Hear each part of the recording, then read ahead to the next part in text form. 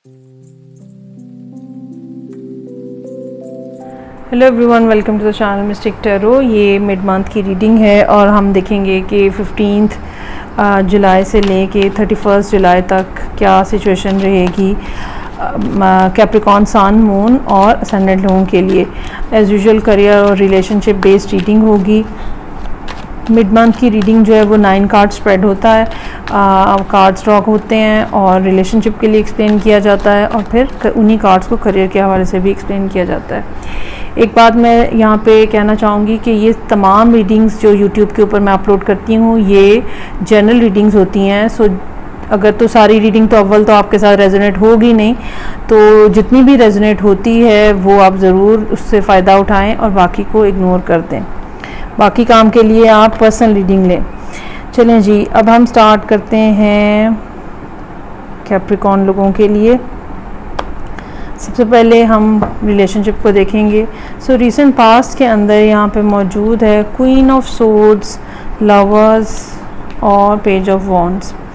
पहली बात तो ये नज़र आ रही है कि काफ़ी ज़्यादा इस बात का चांस है कि आप किसी एयर साइन के साथ डील कर रहे हैं। ये एयर साइन जो है ये एक्वेरियस भी हो सकता है और जेमिनी भी हो सकता है।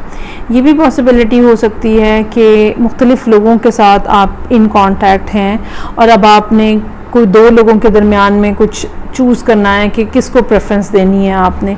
और ये सारी सिचुएशन जो है ये कोई तकरीबन मार्च अप्रैल तक की नज़र आ रही है, जिसमें आप ख़ुद से चूज़ करते हैं कि अच्छा ये पर्सन जो है ये मेरे लिए ज़्यादा अप्रोप्रिएट है और फिर उसके साथ एक रिलेशनशिप जो है वो बनाने की कोशिश आपकी तरफ से होती हुई नज़र आ रही है।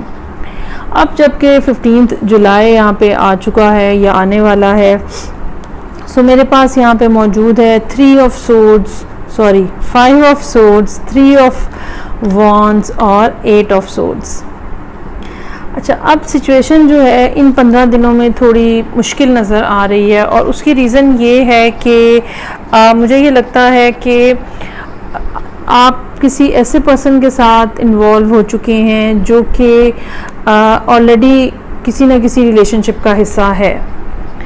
और इन 15 डेज़ के अंदर एक तो ये कि इस चीज़ का एहसास जो है कि आपके साथ फेयरनेस नहीं हो रही है रिलेशनशिप के अंदर, या किसी किस्म की ज़्यादती हो रही है इन द सेंस कि दूसरा पर्सन आपकी केयर नहीं कर रहा और वो सिर्फ़ और सिर्फ अपने आप को देख रहा है या अपने बेनिफिट्स को देख रहा है।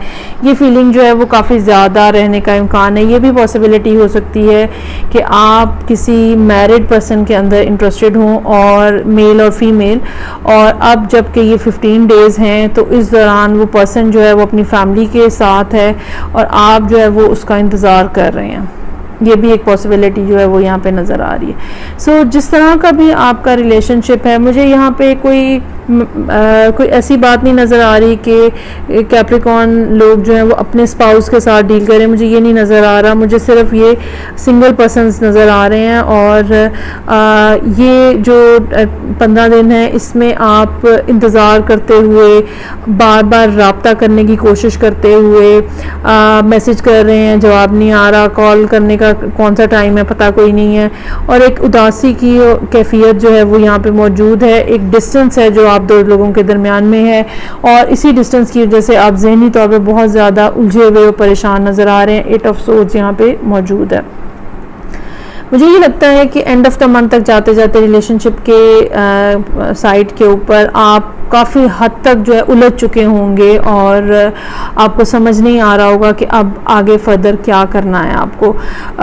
होता क्या है कि इंसान ज़हनी तौर पे या दिल से किसी के साथ अटैच हो चुका होता है या उसकी आदत हो चुकी होती है, और अब वो पर्सन जब आपको नहीं मिल रहा होता तो फिर आपके लिए एक परेशान कुन सूरत हाल जो है वो बन जाती है और फिर आपको ये समझ नहीं आती है कि अब क्या किया जाए।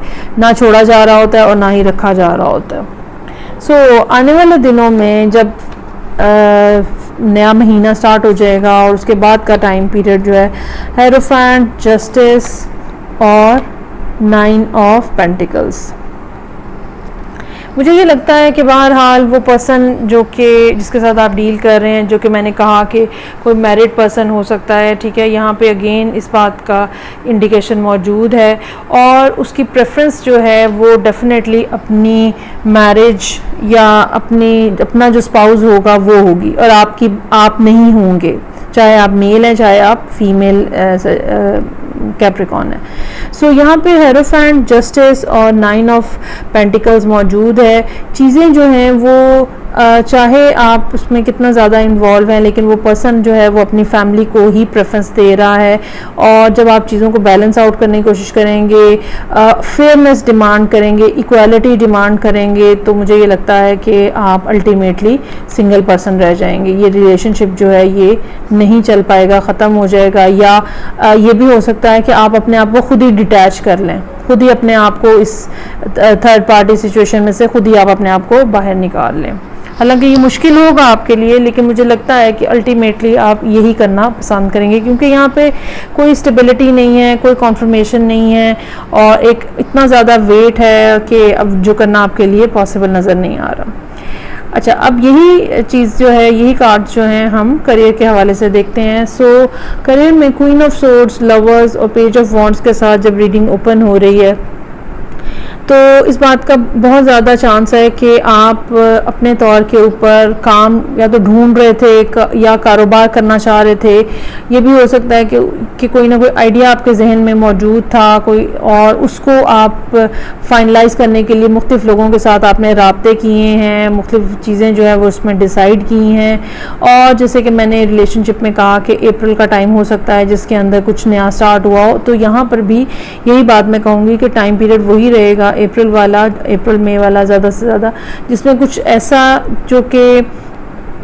ऐसा नया आइडिया जो कि आपको बहुत ही ज़्यादा प्रॉमिसिंग लग रहा था, आपने उसके ऊपर काम करना शुरू किया है।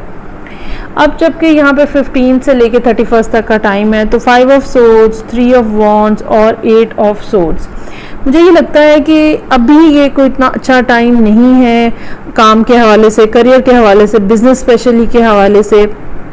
एक उसकी रीज़न जो है, इस ड्यूरेशन के दौरान 15 से लेकर 31 के दौरान मरकरी का कंबस्ट होना है, ठीक है। जब मरकरी कंबस्ट होता है, या तो हमें ऐसे आइडियाज़ आते हैं जो कि पॉसिबल नहीं होते हैं, लोग हमसे झूठ बोल रहे होते हैं, हमें धोखा दे रहे होते हैं, लोग हमें ऐसे मिलते हैं जो कि मिलते ही इस काम के लिए कि कोई ना कोई फ़ायदा उठा के तो गायब हो जाए।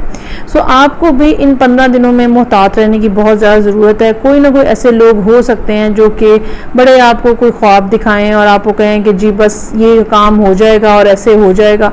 यहाँ पे 5 ऑफ सोर्ड्स मौजूद है, धोखा और फ्रॉड की निशानी है।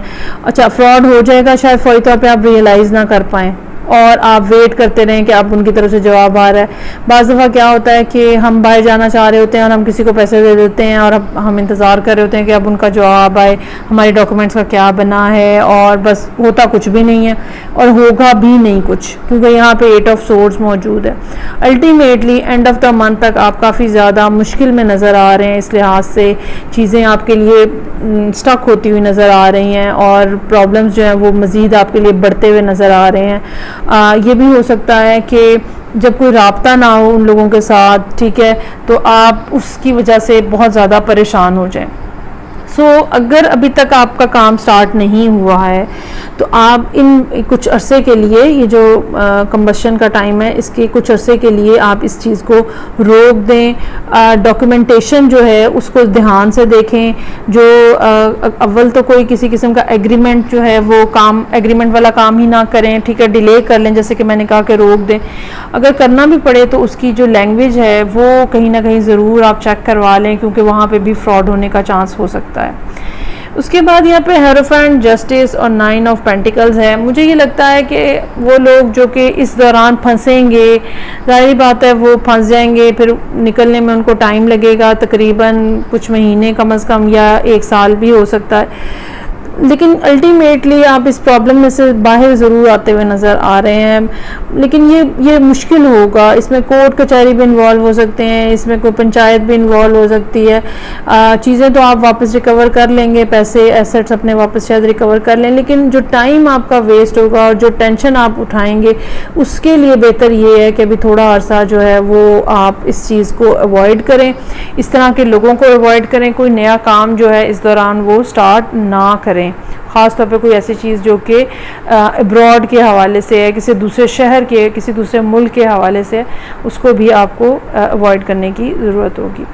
सो ये थी रीडिंग जो कि कैप्रिकॉर्न, सन, मून और असेंडेंट लोगों के लिए थी। फीडबैक का मुझे इंतज़ार रहेगा। मैं आपसे नेक्स्ट रीडिंग से फिर मिलूँगी। बहुत ज़्यादा ख्याल रखिएगा। खुदा हाफिज़।